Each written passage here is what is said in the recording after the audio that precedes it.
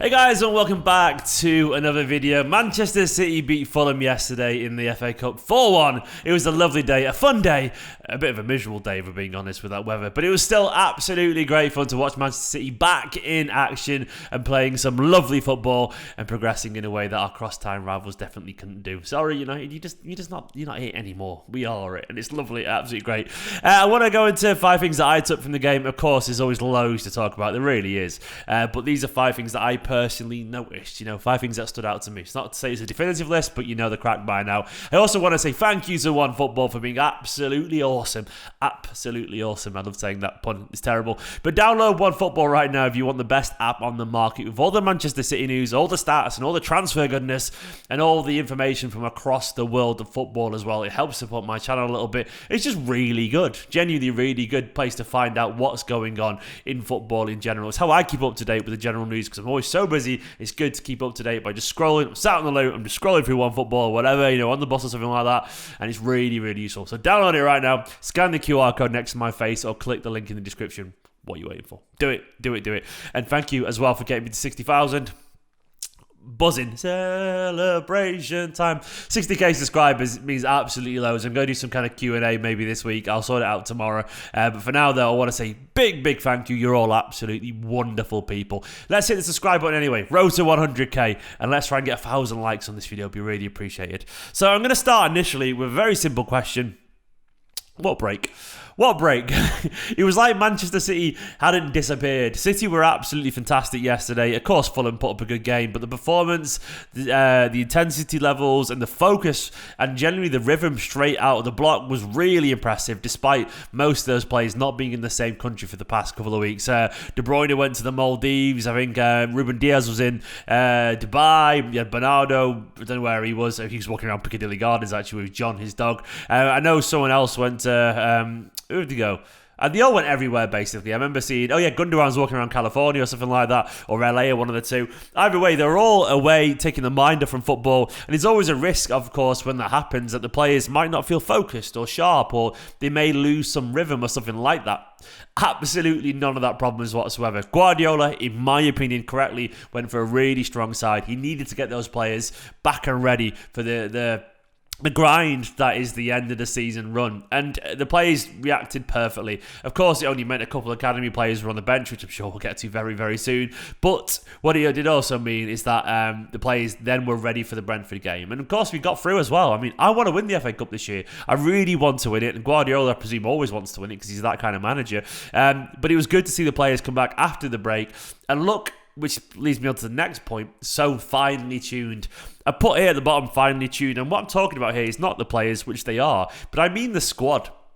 Now, this is my controversial take. I don't want the squad to really get much bigger. I really like the current size of Manchester City squad. I feel like it fits the purpose that we need it for so well. There was always a rumour going around that Guardiola kind of liked a small, controlled set of players to work with and get the best out of, like 17 to 18 players. And currently, that's what we've got. Manchester City currently have a relatively small squad compared to some of our rivals. Genuinely, other side rivals have got a bigger squad than us. Is it a better squad? Maybe not, but in terms of sheer numbers, they probably have got a bigger squad. But I like this Manchester City squad. I really like how finely tuned it is, and it's many benefits. Like, you're not going to get loads of unhappy senior players sat in the stands each week. Not even on the bench, just in the stands doing that miserable expression they do when they clearly don't want to be there. You're not going to get that because the squad really only is about 18 players deep, It really is, and that's really impressive. And after that, of course, you've got the academy players, which is the perfect situation to give them,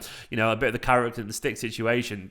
They get a clear pathway defined in front of them. And because, of course, Varane moved on as well, it means the likes of McAtee can get on the bench, Delap can get on the bench. And, of course, as well, yesterday we had only really Jesus out. It was just Jesus and Cole Palmer. Cole Palmer, is he even a senior player? Was he another one of the young players benefiting from this? But either way, there's only really 2 players out. Of course, Mendy is a big reason why the squad's a little bit smaller. But I'm honestly not craving a replacement for Mendy. I'm just not. Like, I don't want another fullback. I think we've got enough, really, personally. I feel like the squad...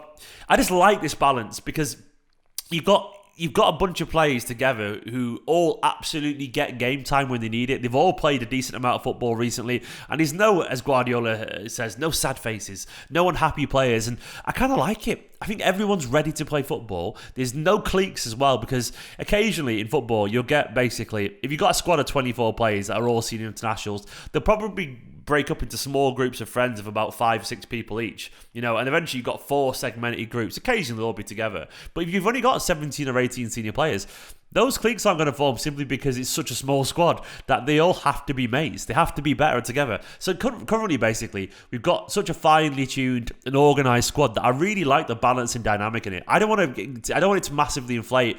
If Alvarez comes in and we see maybe a senior player leave, I'll be fine with that. Likewise, if Haaland does, I don't want it to be too much bigger, because I like the idea. If there's maybe 1 or 2 senior players out, we put the academy players on the bench, because they are good enough. They really are. Which leads me once again nicely, nice segue, onto James McAtee.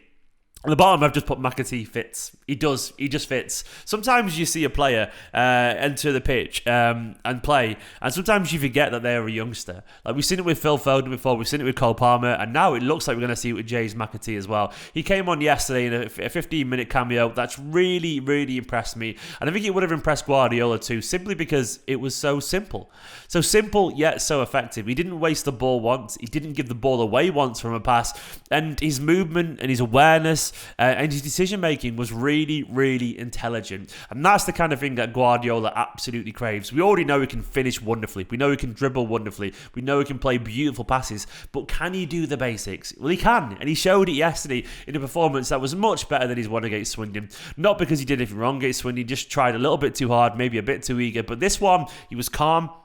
He was facing the goal, which really helped, I think, as well as a midfielder. He was calm, he was simple, he was aware. There was times when Kyle Walker burst forward, and instead of rushing into the box to try and score, which must be so tempting as a youngster, he just dropped back and covered the right full-back slot. That kind of stuff is intelligent. There's a few times where he could have maybe tried to dribble a little bit more, but he played the simple pass, played nice 1-2s with Bernardo or Gundogan. That stuff matters. Keep recycling that possession. And for all the world yesterday, he looked like a Manchester City player. And there's no higher praise than that, in my personal opinion, than saying he just gets it and he just fits in. To me, I'm so glad that he got on yesterday. After we rewarded him with a contract extension, we have to give him a little bit of the carrot sometimes, not just the stick. And yesterday he got a bit of the carrot. And yesterday he looked like a happy man. Likewise, so did Liam Delap. At the bottom I put Killer Delap, because he is a killer. He's an absolute brute of a man, isn't he? He's only 18 years old. Well, he turns 19 next week. But either way, he's still very young. And is it me, or is he bigger than a year ago already? He looks stronger. He looks bigger. He looks about 6'2" now.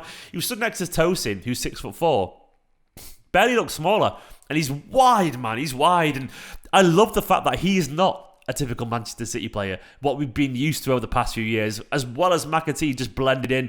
Delap stood out like the most beautiful, brutal of sore thumbs. Honestly, he stood out so much, but I love that about him. There was a couple of sloppy touches early on, but after that, he found his rhythm. After that, he pressed aggressively. After that, he battled and fought against the centre-backs, and that kind of stuff really, really matters to me. Honestly, I'm trying to find the quotes now from Guardiola, but Pep's quotes yesterday after the game, to me, were really, really telling. He talked a lot about Delap's physicality, and he talked a lot about his intensity and desire. So Guardiola said yesterday, let me find it. I'm scrolling down right now via the aggregators. He said, every training session against Laporte, against Ruben Diaz, against John Stones, against Nathan Ake, he fights, and most of the time he wins the duels or breaks his nose or something like that. I kind of love that, man. I absolutely love it. Guardiola has noticed already that he acquits himself so aggressively in training. And he went on to say about Delap, if you fight in every training session, it will pay off in your career. You will get what you deserve. Nobody knows what will happen next season. What he has to do is work for himself. Do what he's doing,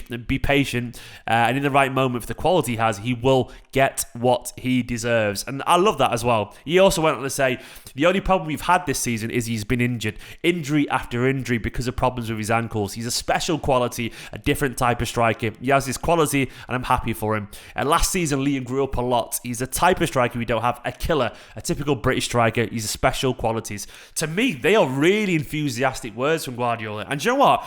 I love the fact that he's noticed how well, once again, as I was saying a second ago, how well he acquits himself against world-class defenders. We know Guardiola loves Stones, Laporte, Diaz, Ake. We know he really rates them. And if Delap He's physically battling them and often out-muscling them, and obviously proving that he's a killer, because Guardiola said he's a killer in general, killer in training in front of goal. How can Pep not be impressed by that? To me, I think Guardiola really likes that Delap is this curveball. He's this absolute odd change of pace and a brute up front. And also, he can pass it and he can move because he's an old-fashioned centre-forward trained in a Manchester City way.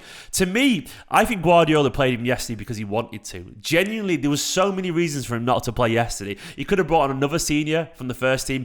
Guardiola could have even not had him on the bench in the first place. He's not even played any EDS football, so he's not match fit. He's lacking match fitness, and we had senior players that needed some minutes potentially, yet he still found a way to get him on the pitch despite all that. That says to me, he did it simply because, well, he wanted to. He really did want to. And that, to me, is everything. So I think Guardiola, even though it may be difficult if Alvarez and if Haaland come in, it may be difficult for Delap, but I'm very much of the belief that Guardiola right now still really likes Delap. And I do believe he would have seen him quite a bit this season already if it hadn't been for injuries, because there's been so many games where Lavia and Wilson Esbrand and Egan Riley and people like that have been sat on the bench, but probably not come on, mainly because they're young very much still, but because also they're still doing that for the first time. Whereas last season, Delap was on the bench in the way that Cole Palmer was, but then obviously went off for a little bit. But now I reckon he would have been used a lot more this season, and because he's different, he's physical, and every now and then when you need a striker, throw him on, let him rampage.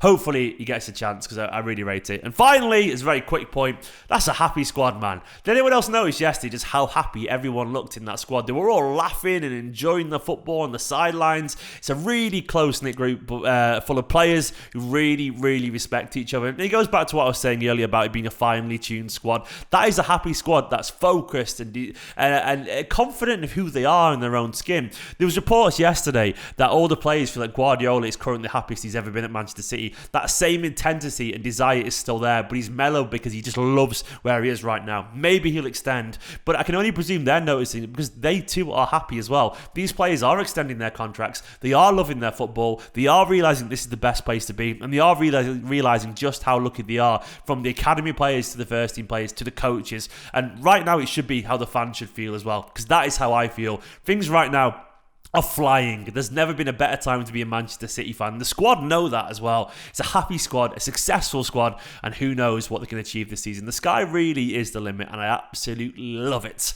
Guys, thanks for watching this. Don't forget to hit that subscribe button and watch the match reaction from last night. I enjoyed that 5 Things Learned because I felt passionate about every single point I make there, because I really believe we're in a great place. Thank you to Scott Denemy, my Patreon producer. I'm going to update all this kind of stuff very soon with the Patreons and the tiers, and I'm going to get loads coming your way because I'm settled into this routine now with videos, and I can't wait to make more content for you guys. And I might go live later as well for a fan view if you want to, so let me know in the comments.